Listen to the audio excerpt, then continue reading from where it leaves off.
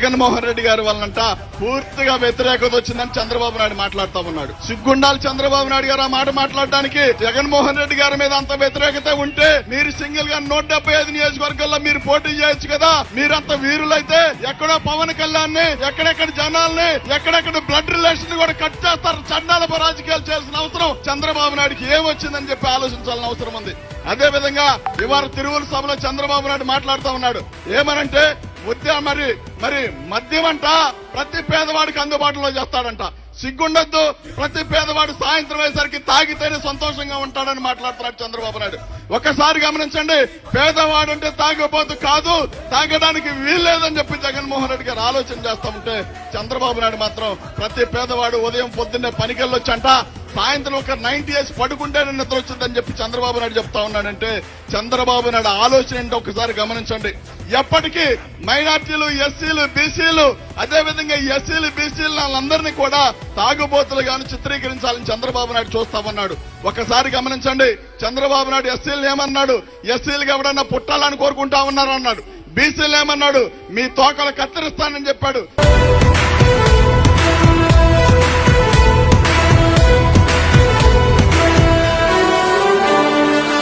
గమనించమని అడుగుతా ఉన్నా. పేదల పక్షాన, బీసీల పక్షాన, ఎస్సీల పక్షాన, ఎస్టీల పక్షాన, మైనార్టీల పక్షాన, కాపుల పక్షాన, అగ్రవర్ణ పేదల పక్షాన మన పక్షాన నిలబడ్డ ఏకైక వ్యక్తి మన జగన్మోహన్ రెడ్డి గారని చెప్పేసి మీరందరూ కూడా చూడాలని చెప్పి అడుగుతా ఉన్నా. పెత్తందారులు చంద్రబాబు నాయుడు, పవన్ కళ్యాణ్, రామోజీరావు, రాధాకృష్ణ, TV5 నాయుడు, లోకేష్ వీళ్ళంతా ఒకవైపు అయితే వీళ్ళ పక్షాన ఈ మధ్య కాలంలో మీరు రాజకీయాలు చూస్తూ ఉన్నారు. ఢిల్లీ నుంచి వీళ్ళందరికీ మద్దతుగా ఒక జాతీయ పార్టీ అడుగు పెట్టబోతా ఉంది. దేనికి? పేదల పక్షాన పోరాటం చేసి పేదల కోసం ఆరాటపడుతున్న పేదల మనిషి అయిన జగనన్నని ఓడించడం కోసం అందరూ కూడా కలిసి కట్టుగా కుట్రలతో రాబోతా ఉన్నారు. ఆలోచన చేయండి.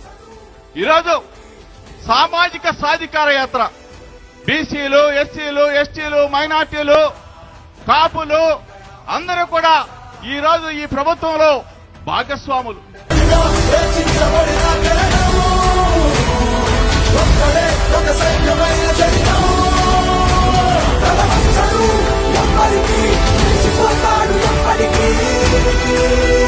బీసీ, ఎస్సీ, ఎస్టీ మైనారిటీలకి ఒక సువర్ణ యుగంగా ఈవేళ పరిపాలన సాగుతా ఉంది అని చెప్పి చెప్పుకోవాల్సిన అవసరం ఎంతైనా ఉంది. గతంలో చాలా రాజకీయ పార్టీలు, అనేక మంది ముఖ్యమంత్రులు కేవలం రాజకీయ అవసరాల నిమిత్తం మాత్రమే బీసీ, ఎస్సీ, ఎస్టీ మైనారిటీలను ఉపయోగించుకున్నారు తప్పితే ఏనాడు కూడా పొరపాటున కూడా వాళ్ళ యొక్క సంక్షేమం కోసం కట్టుబడి పనిచేసినటువంటి దాఖలాలు చాలా తక్కువని చెప్పి చెప్పాల్సినటువంటి అవసరం ఎంతైనా ఉంది.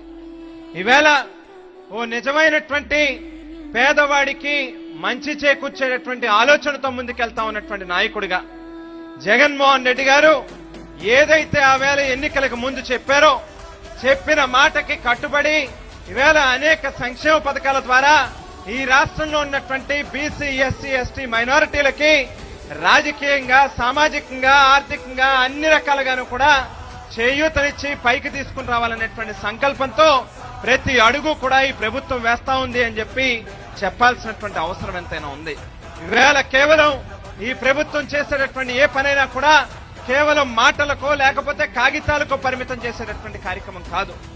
ఏది చేసినా కూడా అది అమలు చేసి చూపిస్తా ఉన్నటువంటి ప్రభుత్వం మా ప్రభుత్వం, జగనన్న ప్రభుత్వం, వైఎస్ఆర్ కాంగ్రెస్ పార్టీ ప్రభుత్వం అని చెప్పి ఖచ్చితంగా చెప్పాల్సినటువంటి అవసరం ఉంది.